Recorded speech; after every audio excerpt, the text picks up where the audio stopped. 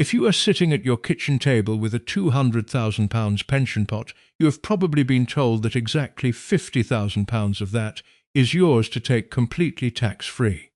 25%. Clean. Simple. Done. But what if that framing is actually costing you tens of thousands of pounds? The 25% rule is real. The problem is how most people apply it. Taking that £50,000 in one go on day one is not the only option, and for many people it is not the best one either. The way the tax-free entitlement works means that leaving your pot untouched for a few more years can actually generate more tax-free cash than you started with. Not through loopholes, through straightforward compounding math that most guides simply never explain. And there is a second clock running alongside this. We are currently in May 2026. That means we are less than a year away from a change that will fundamentally alter how pensions are treated when you die. From the 6th of April 2027, unused pension funds will be pulled into the inheritance tax net for the first time.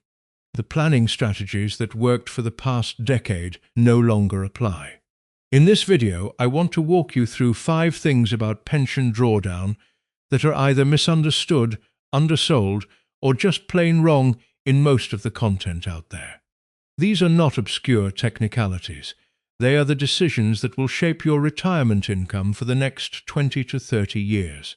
Let me start with the thing that trips up the most people, the 25% tax-free cash rule.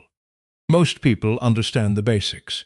When you access a defined contribution pension, you are entitled to take up to 25% of it tax-free, up to a maximum of £268,275. That is the lump sum allowance. The remaining 75% is taxable income when you withdraw it. What most people do not understand is that the 25% does not have to be taken all at once, and taking it all at once is often the more expensive choice. There are 2 fundamentally different ways to access a defined contribution pension. The first is full crystallization. You take your 25% tax-free cash, your pension commencement lump sum, on day one, and the remaining 75% moves into a crystallized drawdown pot. That pot can still grow, but every penny you withdraw from it from that point forward is taxable income. The second approach is phased drawdown. You leave the pot entirely uncrystallized and only crystallize small portions as and when you need them. Each time you crystallize a portion, 25% of that portion is tax-free and 75% is taxable. The rest of the pot, the part you have not touched, keeps growing with no tax event triggered. Why does this matter? Because the 25% tax-free entitlement applies to the value of the uncrystallized pot at the moment you crystallize it, not the value it started at. Let me show you what that means in practice. Meet David. He is 58 and he has a £200,000 defined contribution pension. He is not planning to retire fully for another 10 years, but he has been told to go ahead and take his 25% tax-free cash, his £50,000, and get it safely into an ISA before any future government tinkers with the rules. Years ago, I used to think taking the 25% tax-free lump sum immediately was the safest bet to protect it from future government tax grabs. But when you run the actual compounding math on uncrystallized growth, you realize that taking it all at once often means paying far more income tax later on. So let us run those 2 paths for David. Path A. David takes the £50,000 tax-free lump sum on day one. The remaining £150,000 moves to a crystallized drawdown pot. Over 10 years, that £150,000 grows at 5% a year, net of fees, to reach £244,334. When Dave starts drawing down that pot, every single pound of that £244,334 is taxable income at his marginal rate. His total lifetime tax-free cash from this pension is locked forever at £50,000, no matter how much the pot grows. Path B. David leaves the entire £200,000 uncrystallized. He does not touch it. Over those same 10 years at 5% a year, the full £200,000 grows to £325,000 £778. Now, when David crystallises the pot, his 25% tax-free entitlement applies to the current value, which means £81,444 is now tax-free. That is an extra £31,444 of tax-free cash that simply did not exist in Path A, created by letting the uncrystallised growth compound. Look at the overall picture. David started with a £200,000 pot. By phasing his withdrawals sensibly, he can access the equivalent of 40.7% of his original retirement wealth without paying a penny of income tax on it. Not 25%, 40.7%. I remember sitting with my own stack of annual pension statements from 3 different old employers, each one with a different clunky online portal, trying to work out where they even hid the phased drawdown option. It is not always obvious, but the difference in the numbers makes it worth finding. Of course, phased drawdown is not for everyone. It requires leaving money invested and accepting market risk for longer. And it only makes sense if you do not actually need all your tax-free cash right now. But if you have other income sources in early retirement, a partner's salary, rental income, a smaller defined benefit pension, then this strategy can deliver a materially better tax outcome. Before you touch a single penny of that tax-free cash, though, there is one specific action you need to avoid, because there is a line you can cross, easily, without realizing, that will permanently restrict your ability to save into a pension for the rest of your life. This is the one that catches people who think they have been careful. When you access a pension in drawdown, there is a rule called the Money Purchase Annual Allowance, the MPAA. Under normal circumstances, you can contribute up to £60,000 a year into your pension and receive tax relief on it. The MPAA cuts that down to £10,000, and once it is triggered, it cannot be undone.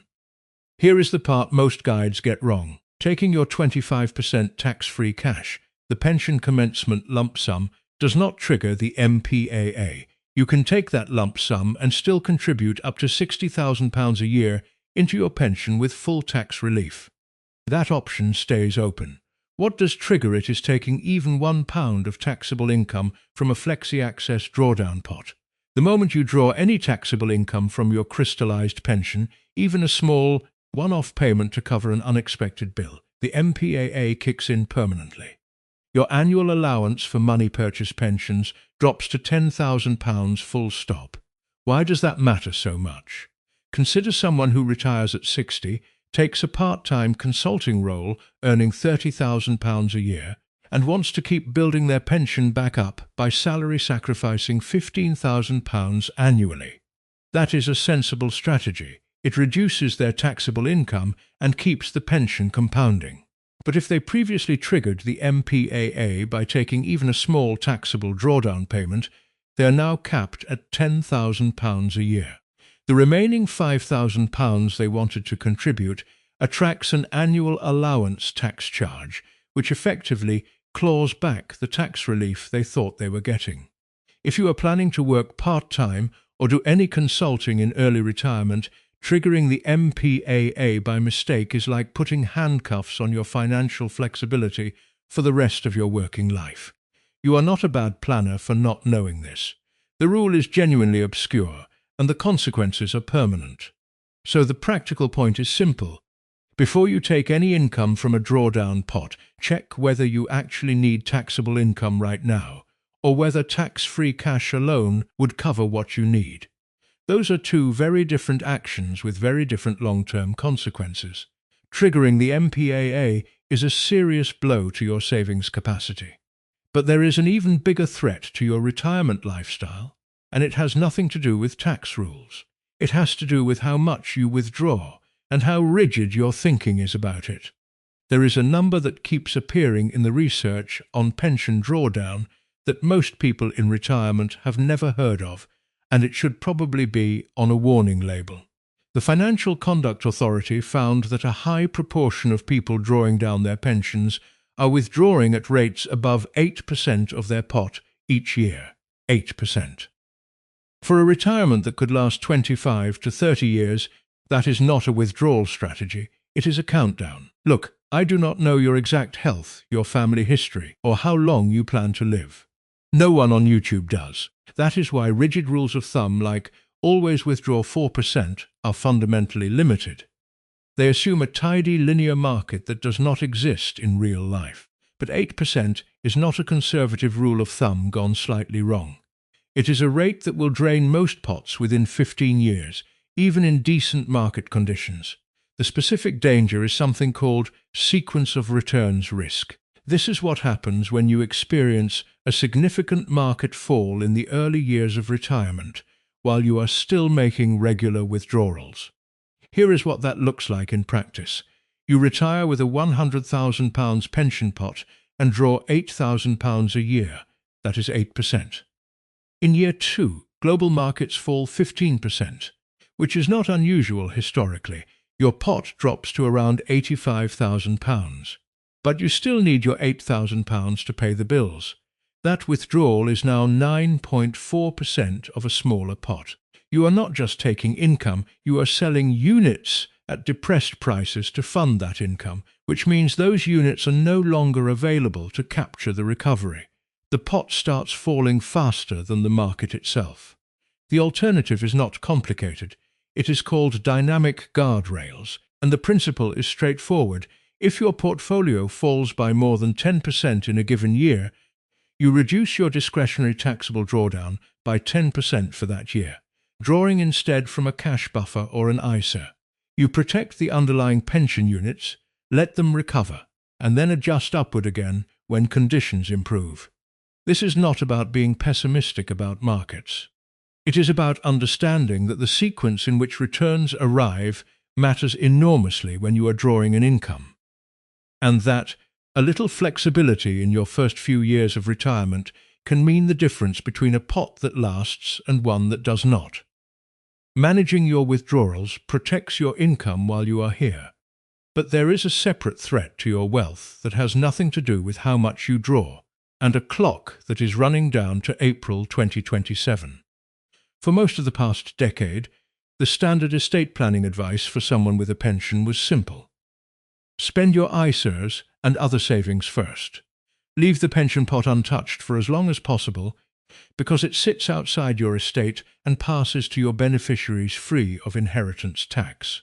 That strategy is about to stop working.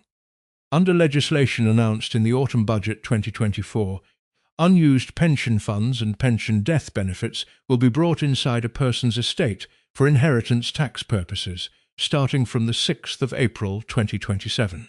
This is not a rumour or a proposal. It is past legislation with a confirmed start date less than a year away. For anyone who has been deliberately not drawing down their pension in order to pass it on, the calculation has fundamentally changed. The old logic, keep the pension intact, it is IHT-free, no longer holds.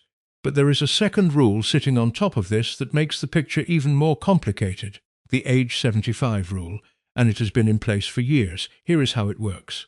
If you die before the age of 75, your beneficiaries can inherit whatever remains in your drawdown pension completely free of income tax. They pay nothing when they withdraw it. From April 2027, IHT may still apply to the estate, but the income tax treatment when the beneficiary draws funds is clean. If you die after the age of 75, it is a completely different story. Your beneficiaries pay income tax at their own marginal rate on every single withdrawal they make from the inherited pot. Every pound they take out is treated as their income in that tax year. Now put those two rules together in one real scenario. Someone dies after 75 in 2028, leaving a £100,000 pension pot. First, the estate pays up to 40% inheritance tax on that pension, leaving £60,000 inside the pension wrapper. Then, when the beneficiary, say an adult child earning £55,000 a year, goes to withdraw that remaining £60,000, they pay 40% higher rate income tax on every pound of it. The effective combined tax rate on that inherited pension can exceed 60% of the original value. That is not a worst-case scenario conjured to make a point. That is the default position for a significant number of middle-income families under the rules that take effect in April 2027. None of these strategies, Phased drawdown, avoiding the MPAA trap, managing withdrawal rates, thinking carefully about IHT. Matter if you cannot actually access your pension flexibly in the first place. And that is where many people hit a wall they never saw coming. Not every pension scheme will let you do any of what we have talked about in this video. Many older workplace pension schemes, particularly those set up before pension freedoms came in during 2015, only offer two options at retirement: buy an annuity through them or transfer out to another provider. There is no flexi-access drawdown, there is no phased withdrawal, there is no UFPLS option. You either lock in a fixed income for life or you move the money somewhere else. If your pension is with one of these legacy schemes and you do nothing, you will default into whichever option they offer. And you may never realize that you had other choices available through a transfer. Before you make any decision about your pension income, call your provider and ask 3 specific questions. First, do you support flexi-access drawdown directly from this scheme? Second, do you charge fees for ad hoc drawdown withdrawals? Third, are there any safeguarded benefits, such as a guaranteed annuity rate, that I would lose if I transferred out? That third question is the most important one. Some older schemes carry guaranteed annuity rates that can be worth significantly more than the open market equivalent. Transferring out without checking would mean giving that up permanently. Know what you have before you decide what to do with it. Pension drawdown is a genuinely powerful way to fund your retirement, but it rewards the people who understand how it actually works, not just how it sounds in a brochure. The 5 things we covered today are not edged cases. They are the core mechanics: phasing your tax-free cash to keep more of it, not triggering the MPAA by accident, managing your withdrawal rate through market volatility, preparing your estate for the April 2027 inheritance tax changes, and checking whether your current provider even supports the flexibility you need. If you want to stay on top of every policy change as we move toward 2027, hit the subscribe button. These rules are still evolving, and staying informed is the most practical thing you can do right now.